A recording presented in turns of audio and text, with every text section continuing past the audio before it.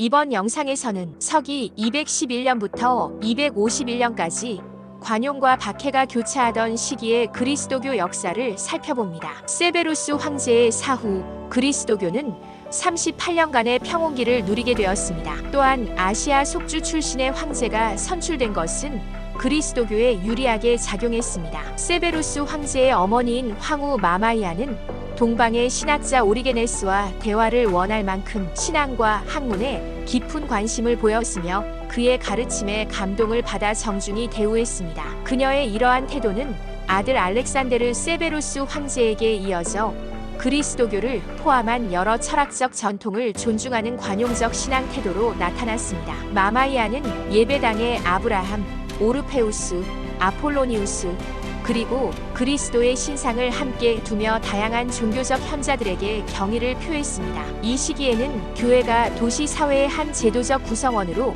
성장하며 예배당이 세워지고 교구와 성직자 체계가 정비됩니다. 또한 주교가 황궁과 공식적으로 접촉한 최초의 시기로 기록됩니다. 그러나 235년 즉위한 군인 황제 막시미누스는 전임자 세베루스를 지지한 궁중 인사들과 그리스도교인들을 적대시하였습니다. 그는 교회를 정권 안정에 방해되는 정치적 세력으로 간주하고 성직자 중심의 박해를 시행했습니다. 막시미누스의 박해는 종교적 박해라기보다 개인적인 분노 표출에 의한 정치적 박해로 인식되고 있습니다. 막시미누스 이후 몇 차례 짧은 황제 교체가 이어진 뒤 필리푸스 아라부스가 집권합니다. 그는 재위 기간 동안 교회를 억압하지 않고 사실상 관용을 베푼 황제로 알려져 있습니다. 일부 기록에서는 그가 그리스도교인 혹은 그리스도교의 우호적이었다는 주장도 있지만 학계에서는 그보다는 실용적 관용 정책에 가까웠다고 보고 있습니다. 필리푸스 치세 동안 교회는 숨을 고를 수 있었고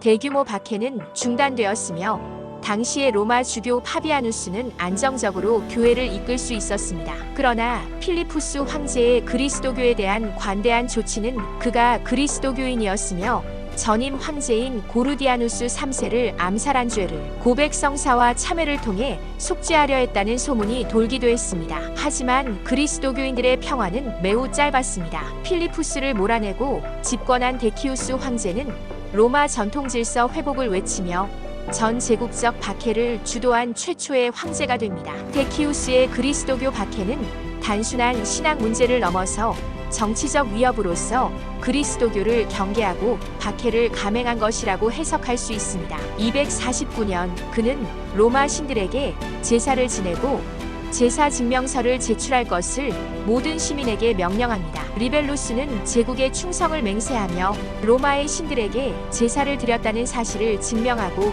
이를 관리들의 서명을 통해 공식적으로 입증받는 문서였습니다. 이를 거부한 신자들은 체포, 고문, 추방, 심지어 처형되었습니다. 이는 조직적이고 체계적인 국가 차원의 대박해였으며 수많은 순교자를 낳았습니다. 한편 이 박해로 인해 배교자 문제가 교회 내부에서 큰 논쟁이 되었고 훗날 교회의 교리와 정체성 정립에 큰 영향을 미치게 됩니다. 데키우스 황제의 칙령은 단순한 종교 통제가 아니었습니다. 제국의 질서를 유지하기 위한 수단이었고 동시에 황제 외의 대상에게 향하는 충성심을 억누르려는 시도였습니다. 이 시기 교회는 박해 속에서도 무너지지 않았고 제도와 구조를 갖춘 하나의 공동체로 자리를 잡아갔습니다.